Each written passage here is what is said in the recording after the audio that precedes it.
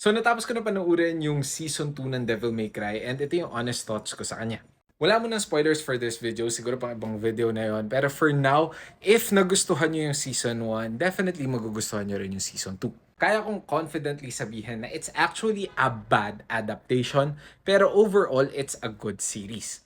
Like, as a Devil May Cry adaptation, it's bad. If it's like Devil May Cry lang na papanoorin mo for the first time, wala kang kahit anong background about Devil May Cry, you would probably enjoy it. Like, I'm a huge fan of Devil May Cry, pero kinailangan ko kalimutan lahat ng alam ko about Devil May Cry to actually start enjoying the show.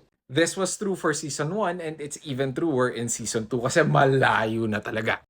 And yun talaga yung sinasabi ko pagdating sa mga adaptations. Ang bottom line dito, in-enjoy mo ba siya or hindi? Yung faithfulness is depende sa iyo.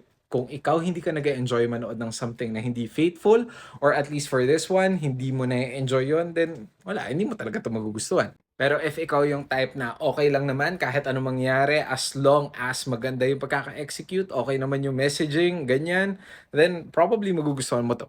Story-wise, it's not as good as Invincible or even Castlevania. Pero at least it's pretty okay. Tapos yung animation niya is definitely better than Invincible pero hindi siya mas maganda kaysa sa Castlevania. And may mga times na sobrang sakto yung soundtrack. Like, it hits really hard. Pero may mga times din na malakas lang siya. And wala, parang medyo off siya ng konti. Like, it's not the best pero it's not the worst show you can watch right now. Nice.